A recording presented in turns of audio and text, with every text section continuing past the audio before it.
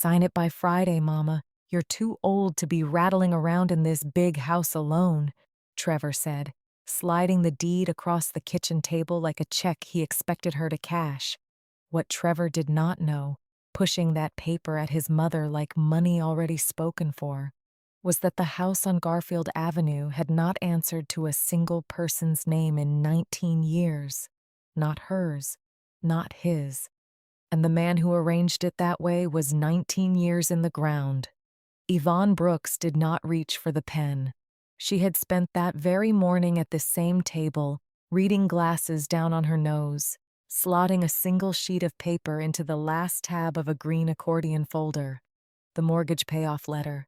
30 years of payments, reconciled to the penny, every stub kept, every date cross-checked against the bank in her own square handwriting. The final payment, $488 and change, had cleared on a Tuesday. After 3 decades, the house on Garfield was finally fully paid for. 6 hours later, her son wanted it signed away by the weekend. Behind that last tab, where she did not glance, sat another envelope. Older, 3 words on the front in Samuel's slow, careful print. She had not opened it in 19 years. She did not open it now. "It's a quitclaim," Trevor said, tapping the deed with one finger. "Real simple. Your name comes off, mine goes on. I handle everything from here. Taxes, upkeep, all of it. You don't lift a finger." Ooh. Yvonne folded her hands on the table. "And I'd live where exactly?" "Here, obviously." He said it too fast. "For now. We figure out the long-term piece later.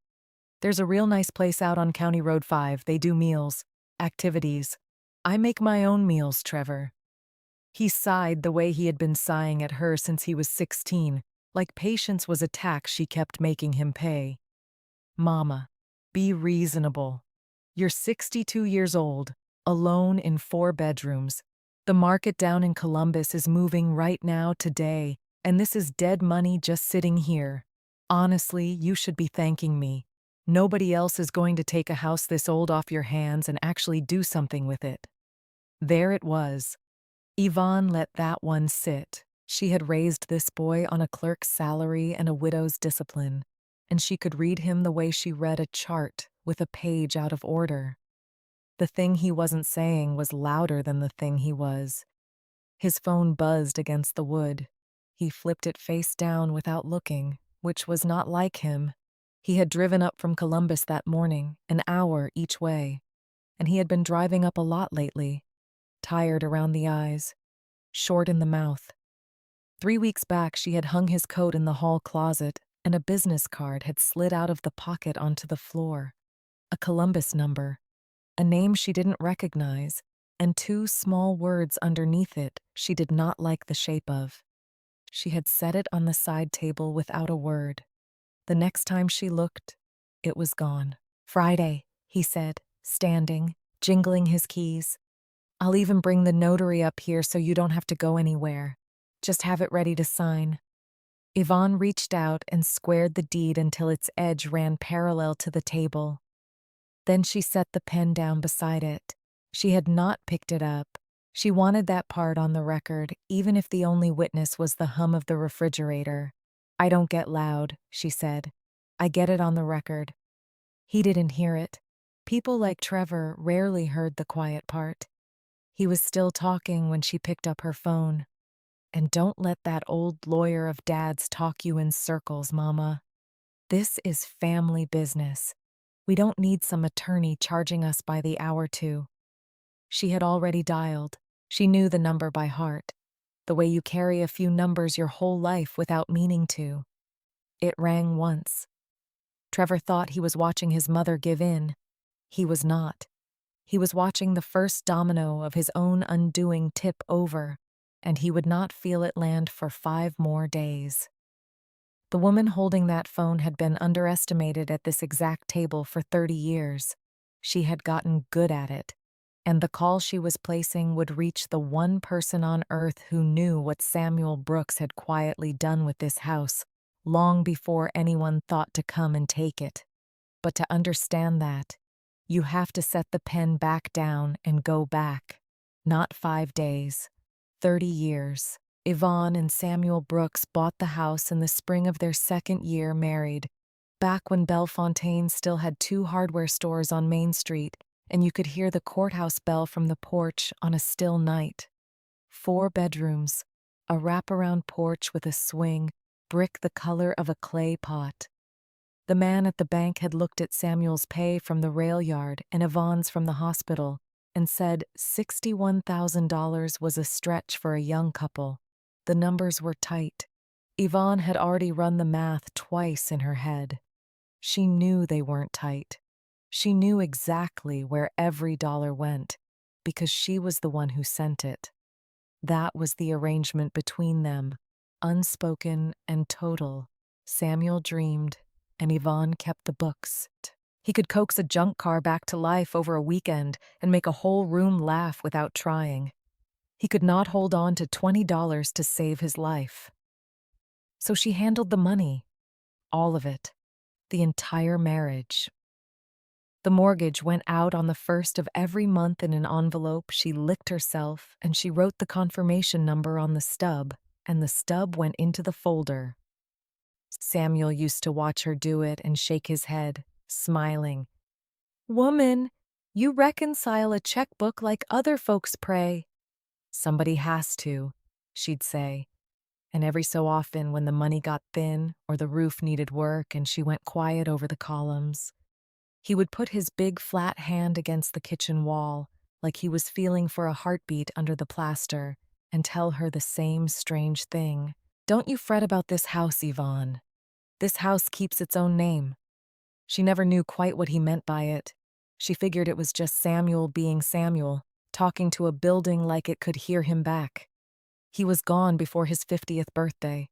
A bad heart, quiet in his sleep, 19 years back now. One evening he was teasing her about her folders, and the next morning the house was simply too still. Trevor was 19 then, half a man and all sharp edges, and he wore his father's death like it was something the world had done to him personally. He never quite set it down. Some boys grieve forward, into the work. Trevor grieved sideways, into resentment, and went looking for someone to send the bill to. After that, Yvonne carried the house alone, the way she had half carried it all along. She kept her job in medical records at the hospital out on State Route 68. 30 years of charts and codes and other people's worst days, every one of them filed in the right order. She was the one they paged when a record couldn't be found, because Yvonne Brooks could find anything that had ever been written down and prove when it was written. It was not a glamorous gift. It was the gift she had, and the mortgage payment still went out on the first. Through Trevor's 2 years at the community college, through the truck she co-signed for him, and then, when the payments started slipping, quietly finished paying herself. Through 2 new roofs, a furnace, and the January the pipes froze and split behind the laundry wall. The payment never missed, not once in 30 years. She did not talk about it, and she did not expect anyone to notice. You did not, on Garfield Avenue. You just kept the lights paid and the porch swept and your business your own. The street looked after itself in small ways. Across the way, Lorraine Tucker kept a quiet ledger of whose lights came on at what hour and never said a word unless it mattered.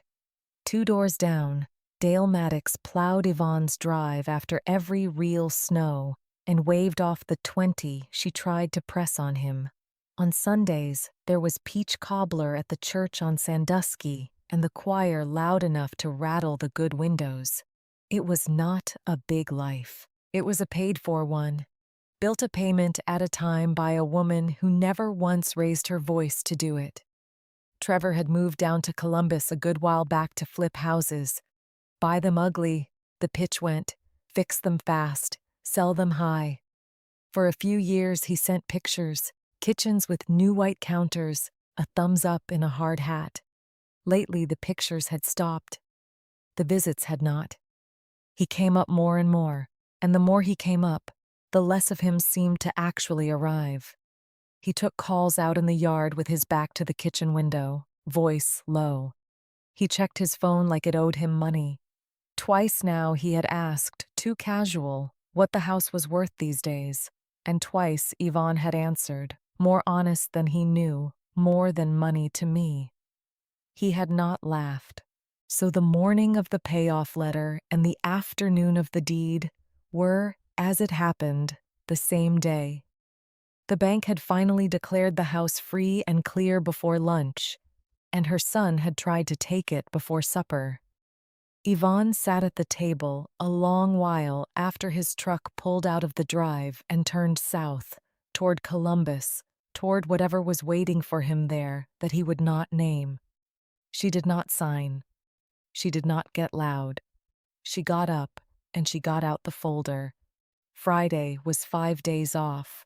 Before she let any pen near any paper, she wanted to see, in plain black ink, exactly what her son believed he was taking from her, and exactly what he had been doing on all those drives down Route 33. She set the green accordion folder square in front of her, the way she set everything, and she slid one finger to the very back, past the last tab, where Samuel's 3 handwritten words had been waiting 19 years for somebody to finally need them. She did not know yet that this was never really about a house. Yvonne did not turn on the television. She turned on the lamp and she got to work. The light threw a yellow circle on the kitchen table, and past the edge of it, the house settled into its evening quiet, the radiators ticking, the refrigerator holding its one long note, the streetlights coming on in a row down Garfield Avenue, the way they had come on for 30 years. She pulled the green accordion folder square in front of her, the way she squared everything, and she went back through 3 decades one tab at a time. She was not looking for comfort. She had stopped expecting that from paper a long time ago. She was looking for what was true, written down, because in 62 years the written down thing was the one thing that had never once changed its story on her. Tab by tab she went, the first mortgage stub from a year when gas was under $1 and Samuel still parted his hair on the side. Her own square handwriting in the corner, the confirmation number, the date, the refinance they never took because she ran the figures twice and the closing costs ate the savings, the 2 roofs, the furnace, the January the pipes split behind the laundry wall, paid to the plumber in 3 checks, each one noted. Every page sat where it belonged. Yvonne Brooks could find anything that had ever been written down and prove the day it was written, and she had spent 30 years proving exactly that for strangers in the medical records office, out on State Route 68. She knew how to read a life when it was laid out in order. She knew, even better, how to read one when a single page had been slid out of its place. When she reached the back, she did not touch Samuel's envelope. Instead, she got up, and she went down the hall to the bedroom, and she took the fireproof box down from the closet shelf, where it had sat so long the dust had drawn a clean square around it. Inside, under the insurance papers and the title to a car long since sold, was the original closing file from the spring they bought the place, the settlement sheet, $61,000, and the man at the bank who said it was a stretch. The deed with both their names on it, Samuel Brooks and Yvonne Brooks, his signature looping and proud beside her small upright one. And behind that, in a slim envelope of its own, the other thing, the thing she had filed away 19 years ago on nothing but faith, and never once read with her glasses on. She remembered the season it came from, the last good year, before his heart went quiet in the night. Samuel had put on his one suit on a Tuesday morning and driven downtown and come home pleased with himself in a way he would not explain, humming over the stove. And when she asked what business a rail yard man had downtown in a suit, He only put his big flat hand against the kitchen wall, the way he did, and said, "Don't you fret about this house, Yvonne. This house keeps its own name." She had filed the papers he brought home because he asked her to keep them safe. And keeping things safe was the one thing she did better than anyone alive. And then he was gone within the year, and grief has a way of sealing the boxes you mean to open later. She held the document under the lamp now and read the top line, and the words printed there were not her name. They were not quite Samuel's either. They said Brooks Family Trust in the flat black type of an office, and below them, in smaller letters, the name of the woman who had drawn it up, Estelle Pruitt, attorney at law.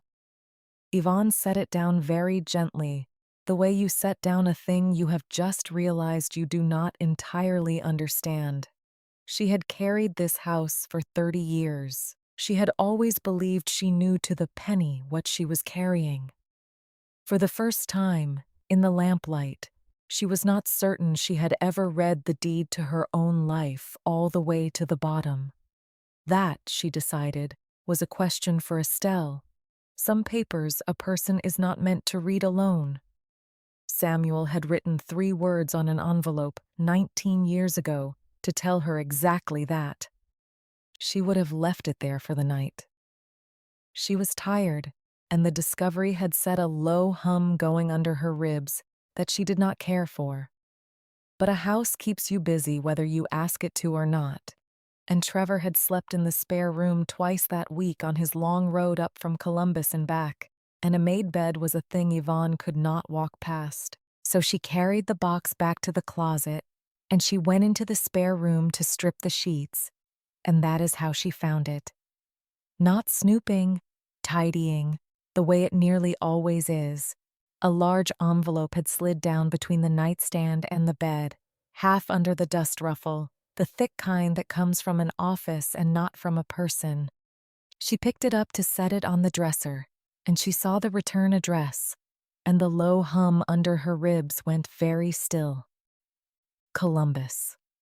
And across the top, a name she had seen once before, 3 weeks before, lying on her own hall floor where it had slipped out of her son's coat pocket. Drayton Capital. And beneath it, the same 2 small words she had not liked the shape of then and did not like the shape of now. Hard money. She should have put it down. A mother with any sense puts it down. But her own address was printed on the face of that envelope. Her house, Garfield Avenue, Bellefontaine, Ohio. The place she had paid off to the last $488 not 9 hours earlier. And a woman has a right to read a letter with her own front door printed on it. Inside were pages. Yvonne sat down on the bare mattress, settled her glasses, and read them the way she read everything, slowly, all the way to the bottom. It was a loan. A large one, larger than she wanted to look at twice. It had gone to Trevor Brooks of Columbus, Ohio, against the houses he was flipping down there, and it had come due, the whole of it at once, in what the paper called a balloon, the kind of loan that asks for a little every month and then, on one named day, asks for everything you have and a great deal you do not. And the named day was printed in heavy type, and she read it twice to be sure of it, because the named day was that Friday. The same Friday. She turned the page, and there it was, the way the page out of order is always there if you keep reading to the end. A schedule of collateral. The Columbus flips, listed by address, the ones whose kitchen photos had stopped coming, and under them, added in, pledged against a debt that was not hers and had never been hers. The house on Garfield Avenue. Her house, set down by its legal description, lot and block. The very words that sat on the deed in the fireproof box, copied out by a son who had been confident enough to promise his mother's home to strangers, and careless enough never to check whose name was truly on it. And Yvonne understood, sitting on that bare mattress with her glasses down on her nose, that she had read the whole afternoon wrong from the kitchen table. She had thought her son was being unkind. She had thought the word too old was the worst thing he carried into her kitchen. It was not. The word was only noise. This was the thing. He had already given her house away on paper weeks ago, with his own name signed at the bottom, and the deed he slid across the table at her was not a son hurrying his mother along for her own good. It was a man trying to make a lie true before the bill came due. He did not need her signature because he was impatient with her. He needed it because without it, when Friday came, he was not merely a man who had lost his money. He was a man who had borrowed against a house that was not his to pledge, and there is an uglier word for that than broke. Perhaps you can already see the shape of where this is going. A son who promised what he did not own, a Friday coming on like a train down the line. You can see his half of it plainly enough. You cannot yet see hers. She did not cry. She did not call him. She did not pick up the phone to tell a boy what she thought of him for doing such a thing to the woman who had quietly finished paying off the truck he stopped paying for. There would have been no record in any of it. There would only have been noise, and Trevor had always been a great deal better at noise than she was. So she did what she did. She carried the pages to the kitchen and laid them flat under the lamp and copied the important lines into the back of the green folder in her own square hand. The date, the amount, the balloon, the collateral, the legal description of her own home sitting in a column of a stranger's debts. Then she returned the originals to their envelope exactly as she had found them, creased the way they were creased, slid back down half under the dust ruffle where they had been, because a thing put back wrong tells a person you have been inside it, and Yvonne did not want to tell her son anything yet. She wanted for once to be the one who knew the most and said the least. I don't get loud, she thought, alone in Samuel's lamplight with her son's signature still drying in her memory. I get it on the record. And when that was done, and only when it was done, she took Samuel's envelope out of the very back of the folder and held it in both hands. 3 words, in his slow, careful print, the letters pressed down hard the way a man writes when he means the words to outlast the pen. Open with Estelle. 19 years she had honored that instruction. She honored it still. She did not tear it open at the kitchen table at 9 o'clock at night, with her glasses fogged and her pulse up in her throat. Samuel had not written open when you are frightened. He had written a name, on purpose, because he had known his wife, and he had known that whatever was inside would matter most on a night exactly like this one, when she would want to do it alone, and should not. So Yvonne set the envelope down on top of the trust papers, squared all of it to the edge of the table until every corner ran true, and she picked up the phone. The number for Estelle Pruitt was in the little book by the wall phone, in ink, in her own hand, where it had sat untouched for 19 years. She dialed it. An answering service at that hour, of course. A pleasant, tired voice asking the nature of the call. My name is Yvonne Brooks, she said, in the even tone she used for the worst of days.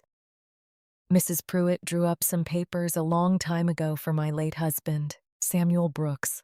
Please tell her it concerns the house on Garfield Avenue. She paused, and the next part came out quiet and certain, because it was the truest thing she had said since the deed crossed her table. And please tell her it has finally come up. The way Samuel always said it would. Estelle Pruitt called back before Yvonne had finished her coffee the next morning. The voice on the line was older now, sanded down a little, but Yvonne knew it the moment she heard it, the way you know a hymn from the first 2 notes. Estelle did not waste words on how long it had been. She said the name Samuel the way people say it when they have not forgotten a man, which is to say carefully, and then she said, Yvonne. I have wondered more than once over the years when I would hear from you about that house. Come downtown. Come this morning if you can. Bring everything. Especially, and here the old attorney's voice slowed. Bring the envelope he asked you to keep. You did keep it. I keep everything, Yvonne said. Yes, Estelle said, and there was something almost like a smile in it. Yes, you do. He counted on that, you know. He told me so. Bellefontaine in the morning was brick and frost and church bells warming up for nothing. Yvonne drove down past the storefronts on Main Street with their painted signs, past the Logan County Courthouse where the bell still kept the hours over the square, and she parked outside a narrow office with Estelle Pruitt's name in gold on the glass and a brass mail slot worn bright by hands. She carried the green accordion folder in both arms like a thing that might spill, and the loan pages copied in her own hand, and Samuel's deed, and on top of all of it, the envelope with 3 words pressed into the paper, 19 years deep. Estelle was waiting at the door, gray now, straight-backed, with reading glasses on a chain and a desk behind her that had not seen a computer and did not intend to. She took one look at the envelope in Yvonne's arms, and her face changed, the way a face changes when an old promise finally comes around to be kept. Sit down, Estelle said softly. She cleared a place on the desk between them, deliberate, like a woman setting a table. Set it right there. And let me tell you about the morning your husband walked into this office in a suit he clearly hated and made me promise to outlive him so I could be in the room on the day you needed this. She reached for the envelope, and then she stopped, her hand flat on it, and looked across the desk at Yvonne over the top of her glasses. Before I open it, Estelle said, "Tell me who has been pushing you." Because Samuel built this whole thing for one reason, Yvonne. He was afraid of exactly the day you are having. Yvonne folded her hands on top of the green folder and told her. She did not dress it up. She told it the way she would have charted a patient's history in the records office out on State Route 68, in order with the dates attached, because dates were the bones of any true thing. The deed sliding across the kitchen table on a Wednesday evening.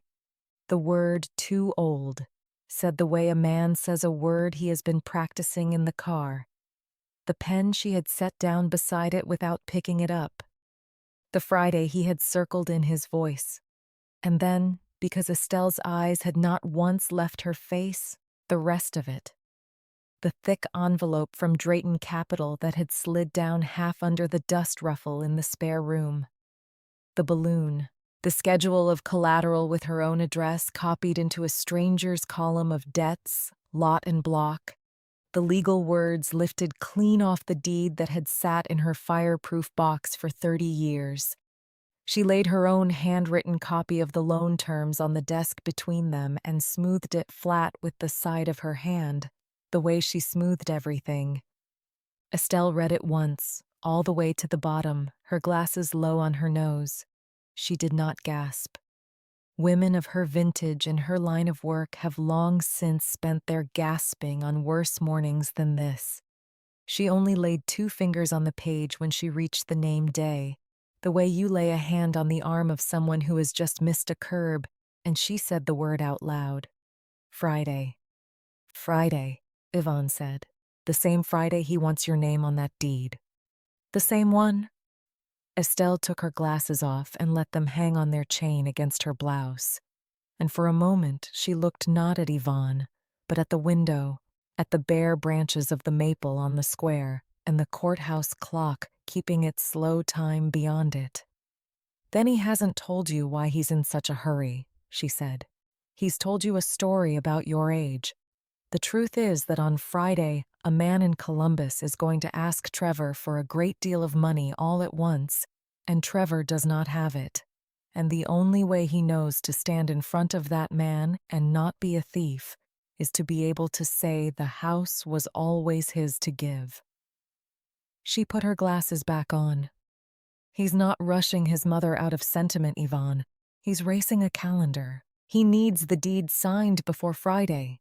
Because after Friday, an unsigned promise on someone else's house has a name the police use. Yvonne sat very still with that. The hum she had carried since the spare room settled, oddly, into something quieter, because a thing named is always lighter than a thing felt in the dark. "He's my son," she said. It was not a defense. It was only a fact she wanted set down with the others. "He is," Estelle said. "And your husband knew exactly the kind of trouble a son can talk himself into. That's why we are sitting here." She drew the envelope toward her across the desk, the one with 3 words pressed 19 years deep into the paper. "Open with Estelle." She turned it over in her hands once. Gently, the way you handle a thing you were trusted with a long time ago and never let yourself forget. "He made me promise I would be the one to open this with you. Not mail it. Not read it to you over a telephone. Open it, in this room, on the day you came in carrying everything in your arms looking the way you look right now." She slid a letter opener under the flap. "He said you would try to do it alone. He said the whole point was that you wouldn't have to." The flap gave with a small, clean sound. Inside were 2 things: a single folded sheet, ruled paper, the kind that comes in a tablet from the drugstore, and beneath it, heavier, a document bound in a blue cover with a recorder's stamp inked across the corner. Estelle set the blue document aside, face down, on purpose. She unfolded the ruled sheet first and turned it so that it faced Yvonne, and she did not read it for her. She slid it across and said only, "This part is his. You should have his voice, not mine." Yvonne settled her glasses. She knew the handwriting before she knew the words, the way you know a footstep on the porch before you know the face. The careful, upright print of a man who had quit school at 16 for the rail yard and had never once been ashamed of how slowly he wrote, because slow was how you made a thing last. "Yvonne," it began, "if Estelle is reading this beside you, then I am not, and I am sorry for that, because I always meant to be the one sitting in the chair. You are reading this because the house has come up. I knew it would. A house this paid for draws people the way a porch light draws moths, and some of them will be people we love, which is the hardest kind. So listen to me now, the way you listened the day I asked you to marry a man with nothing but a steady job and a flat hand. I did not put this house in your name. I want you to read that twice and not be hurt by it, because there is more love in that sentence than in any deed I could have signed. I put it somewhere no one can carry it off, not a bank, not a buyer, not a child who has lost his footing and grabs at the nearest solid thing. I put it where it keeps its own name. Estelle will show you. You spent 30 years making sure the figures came out true to the penny. Let me be the one who made sure the door could never be taken out from under you, not even by someone with your eyes. You were never alone in that house, Yvonne. You just couldn't see me holding the other end." She read it twice, the way he asked. Then she folded it along its own creases and held it in her lap with both hands flat on top of it. And she did not cry, because crying was a thing she did privately and later, and there was still a day to get through. But something behind her sternum that had been clenched since a Wednesday kitchen let go by a small degree, the way a fist lets go a finger at a time. "Now, mine?" Estelle said softly, and turned the blue document face up. "This is the Brooks Family Trust. Your husband and I drew it the spring before he passed. It is recorded, Yvonne. Filed with the Logan County Recorder downtown, stamped and indexed 19 years ago, which means it has been a matter of public record this entire time for anyone who cared to walk in and look." She opened it to a page she clearly knew by heart and turned it for Yvonne to see. "The house on Garfield Avenue is not titled to you. It has not been titled to you since before Trevor, could legally sign a contract. It is titled To the Trust. The deed of record, the one that governs, does not say Yvonne Brooks. It says Brooks Family Trust. She let that sit. That is what Samuel meant. The house keeps its own name. You cannot sign away on a Wednesday what you do not personally own. And a deed your son drew up at his kitchen table, putting your name on the line, and yours alone is not worth the paper, because your name alone was never the name that controlled this house. Yvonne looked at the line under Estelle's finger. Brooks Family Trust. She thought of Samuel in his one suit, humming over the stove, his big flat hand against the kitchen wall. Don't you fret about this house, Yvonne. This house keeps its own name. She had filed those words away with the papers, on faith, and gone on carrying the place by herself for 19 years, never once knowing she had been carrying her end of a thing two people built. Then I'm not the owner, she said slowly, testing it. You are the trustee, Estelle said. Sole trustee. Which is better, and he knew it was better, and he chose it on purpose. An owner can be talked into a pen. A trustee is bound by the terms, and the terms are bound by the law, and no single signature on any kitchen table can override either one. You don't hold this house the way you hold a wallet, Yvonne. You hold it the way a bridge holds a road. It doesn't bend because one car leans on it. She turned 2 more pages, and her voice changed, slowed, took on the flat care of a woman reading something she once heard exactly as it is written. And there is this. Samuel insisted on it. I argued against it at the time, I'll admit. I thought it was a hard thing to put against a child. He said a hard clause was a kindness if it kept a boy from doing the worst version of himself. Listen.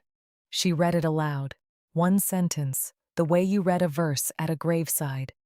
Any beneficiary of this trust who attempts, directly or through another, to coerce, deceive, pressure, or defraud the trustee in the management or disposition of trust property shall be deemed to have predeceased the trust, and shall forfeit, wholly and without appeal, any share, interest, or claim he might otherwise have held.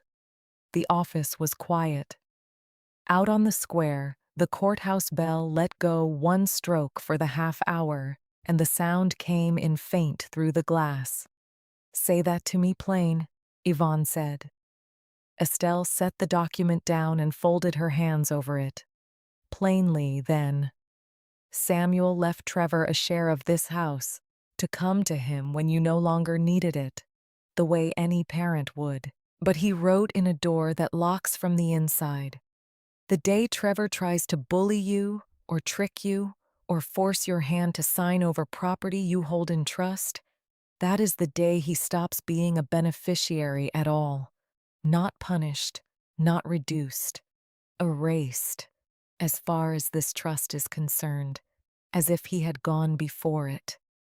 He signed his name to a loan pledging a house he did not control, and he sat at your table and pushed a pen at you to paper over it. By the terms your husband recorded 19 years ago, he has already done the one thing that costs him everything he was ever going to get. She looked at Yvonne steadily over her glasses. He forgot to check whose name was on the door. He's been so busy being afraid of Friday that he never once read the deed he's been borrowing against. Perhaps it would surprise you that Yvonne felt no triumph in that. She did not. What she felt, sitting in that narrow office with her husband's letter in her lap and his careful sentence read aloud in a stranger's steady voice, was something closer to the feeling of finally setting down a heavy bag she had carried so long she had forgotten it was not part of her own body. For 19 years she had believed the weight of that house was hers alone. It had never been. She had been holding one end of something a good man had built so that on this exact morning she would not fall. What do you want to do? Estelle asked, now that you know what you're standing on. Yvonne thought about it the way she thought about everything, all the way to the bottom. She could call Trevor this afternoon. She could put the trust in front of him over the phone and end the Friday meeting before it began. And there would be shouting, and there would be a version of events he would carry south to Columbus, in which his mother had ambushed him, and none of it would be written down. She had spent a lifetime learning what noise was worth, which was nothing, and what the record was worth, which was everything. "He's called a family meeting," she said. "Friday, at the house. He told me to have the place quiet. He's bringing Marcus's wife, my daughter-in-law, Renata, and he's hired a notary to sit at my table so there'd be a stamp ready the minute I signed." She folded Samuel's letter once more and slid it into the back tab of the green folder where the most important things went. "I am not going to take the meeting away from him, Estelle." He set the table. "Let him set it. I would like you to be there. I would like you to bring this." She touched the blue cover and the recorded deed and read that one sentence in front of the people he invited to watch me lose. Estelle Pruitt almost smiled. It was the look of an old hand recognizing another. "You don't want to win it in this office." "I don't get loud," Yvonne said. "I get it on the record. And a record is only worth what it's worth in front of the people it concerns." She squared the folder to the edge of the desk until every corner ran true. "He'll have his witnesses. Let them witness." So it was arranged, the way careful people arrange things, with a time and a confirmation and nothing left to chance. Estelle would come to Garfield Avenue Friday at 4, after Trevor had said his piece, and not 1 minute before, because the whole point of a false bottom is that no one sees it until the weight is already on it. Yvonne drove home through Bellefontaine in the early dark, past the courthouse and the brick storefronts with their lit windows, past the church on the corner where the choir was practicing something slow, and she did not feel the dread she had carried downtown that morning. She felt the particular calm of a woman who has read all the way to the bottom of the page and found her own name, or better than her name, written in a hand she trusted more than her own. The week leaned toward Friday. Trevor called twice. Tuesday, easy and warm, the voice he used when he wanted something, asking was she all right, was she resting, telling her Renata would bring those lemon bars she liked. Yvonne said that would be nice. Thursday, tighter, the warmth worn thin at the edges, asking had she thought any more about what they discussed, reminding her the notary was a favor, and favors had schedules. Yvonne said she had the house ready and she would see him at 4. She did not say the other thing she knew. She had learned, over a lifetime of charts and folders, that the person who knows the most and says the least is almost never the person doing the shouting, and is almost always the person still standing when the shouting stops. Friday came up clear and cold over Garfield Avenue. Yvonne was up before the light, the way she had been every working morning of her life. She made coffee. She set out cups because her mother had raised her to set out cups, even for people who came to take something from her. She put Samuel's letter and the blue trust and the recorded deed into the green folder and set the folder on the sideboard, closed, squared to the edge. Then she sat down at the kitchen table where, 11 days before, a pen had been pushed at her like a check she was expected to cash, and she folded her hands, and she waited for her son's car to turn in off the avenue. The truck turned in off the avenue a little after 3, silver and too large for the street, its Columbus plate spattered with the salt of the southbound highway. Yvonne watched both cars settle at the curb from the kitchen window, the dish towel folded once over her hands. Renata came up the walk first, holding a foil pan covered in plastic wrap out in front of her, lemon bars carried like a small apology nobody had asked her to make. Behind her came Trevor in his good wool coat, a phone at his ear, and behind him a neat older man in a brown zip jacket with a leather folio tucked under one arm. checking the house numbers the way a man checks them when he has been paid to be somewhere by 4 o'clock. So that was the notary. About that part at least, her son had told the truth. She let them knock, though the door gave to her hand, because a house you are let into is not the same as a house you are received in, and she wanted Trevor to feel, for 1 second on his own mother's porch, which kind this was. Mama. He filled the doorway, smelling of the road and of cologne, and kissed her cheek before she could decide whether to offer it. There she is. Doesn't she look good, Renata? You look real good, Miss Yvonne. Renata could not hold her gaze. She set the pan on the counter the way you put down a thing you have only just realized you should not have carried into the room. There's coffee, Yvonne said. Sit. I set out cups. They sat. The notary, who gave his name as Mr. Hollis, and after that said almost nothing, opened his folio at the end of the table and laid out his seal and his logbook and a small blue ink pad with the economy of a man who has done this in 100 kitchens.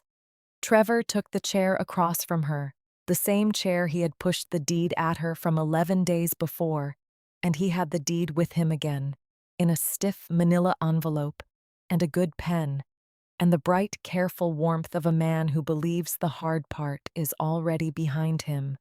He talked a while first. That was Trevor.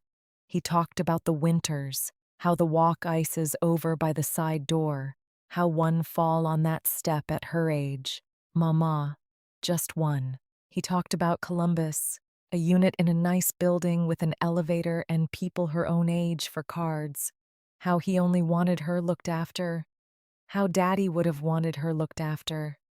He drew the deed halfway out of the envelope and laid the pen across it, and as he did it, he glanced down at the watch on his wrist.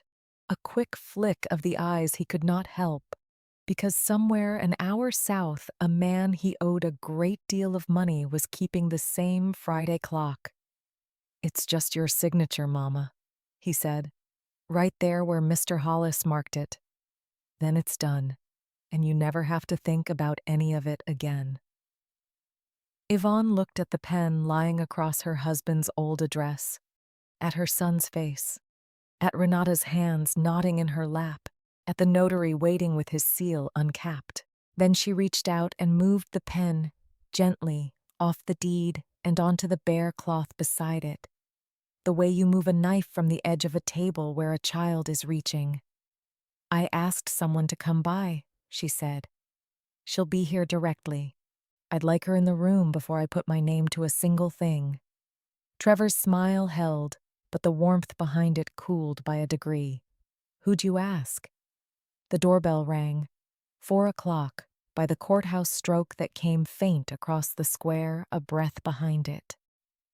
Estelle Pruitt let herself be received the way Yvonne had not let her son be, stepping in out of the cold in a gray coat with a slim case under one arm, nodding once to the room as though she had counted on every face in it.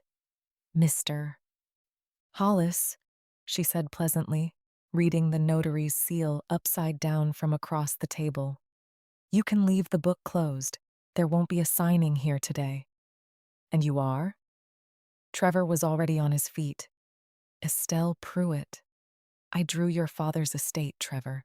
I've had the honor of being your mother's attorney for 19 years, though this is the first time the work has needed doing out loud. She did not wait to be offered a chair. She set her case on the table, clicked it open, and laid 2 documents on the cloth between the lemon bars and the notary's seal. One was bound in a blue cover with a recorder's stamp inked across the corner. The other was a single deed, certified, a county seal pressed into its foot. Before anyone signs anything, she said, the table ought to know what it's signing away. Trevor, read me the owner's line on that deed. Out loud, please. The Garfield Avenue parcel. Read it. He did not want to. You could watch the not wanting move across his face. But a man performs reasonableness clear to the end, and there were witnesses, so he found the line, and his voice changed in the middle of the second word. Title vested in, he read, The Brooks Family Trust, recorded with the Logan County Recorder, Estelle said, the spring before your father passed, 19 years on the public shelf downtown, for anyone in the county who cared to walk in and ask. This house has not belonged to your mother since before you were old enough to sign a contract. It belongs to a trust. She does not own it. She keeps it. She turned the blue document to a page she did not have to search for, which means the paper in that envelope, your mother's name typed on the line and a space for her signature alone, moves nothing at all, because her signature alone was never the thing that moved this house. You drove up from Columbus to have a woman give away a thing she does not personally hold.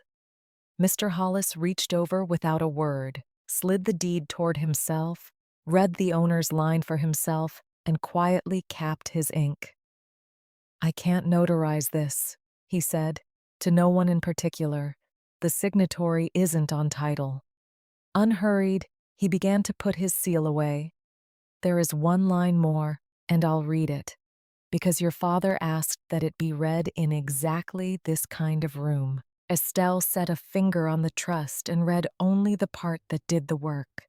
Any beneficiary who attempts to coerce, deceive, or pressure the trustee into disposing of trust property shall be deemed to have predeceased the trust and shall forfeit, wholly and without appeal, any share or claim he might otherwise have held. She let the page lie flat.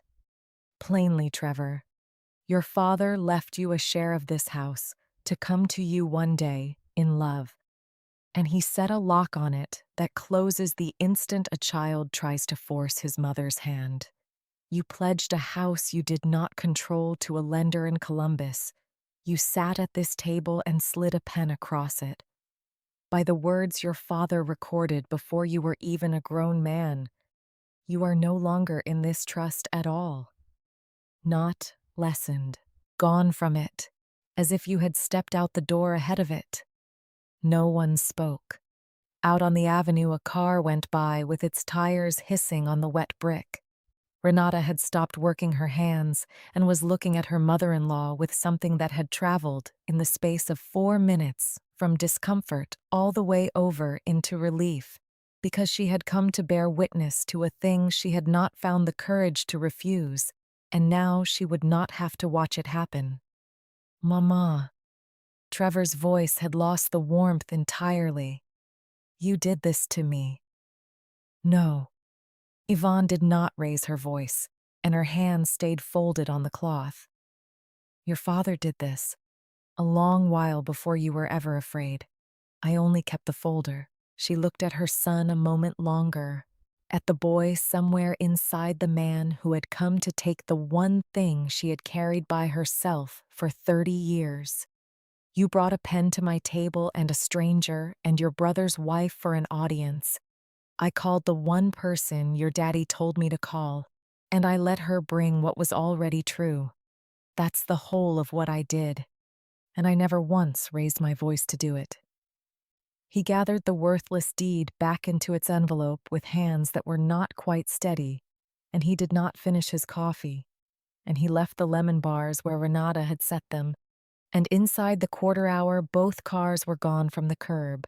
The silver truck turned south, back toward the Friday, and the man and the clock it had been racing all along, with nothing now in the seat beside him to give. In the days that followed, the machinery careful men set turning long ago did its quiet work, and no one in that kitchen lifted a hand to it.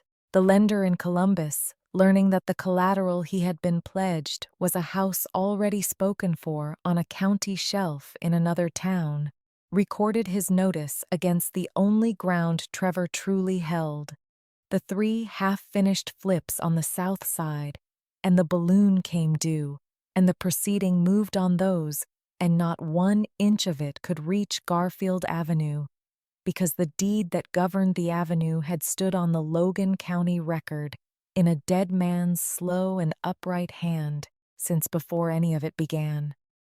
The house would pass, when its day came, the way the trust said it would, clean and whole, to the grandchildren named on a later page, the ones who had never lifted a pen against it. And the mornings came back to what they had always been. Yvonne was at the kitchen table before the light, the way she had risen before the light every working day of her life. The coffee steamed at her elbow. Samuel's letter lay open on the cloth where she had read it once more in the dark, his careful print just catching the gray off the window. The green accordion folder sat squared to the table's edge. She lifted the blue trust, ran her thumb once down the recorder's stamp, and slid it home into the tab she had marked for it in her own neat hand, years before she ever knew the year she would need it. She pressed the folder shut and set her cup in the sink. Beyond the glass, the gray came up slow over Garfield Avenue.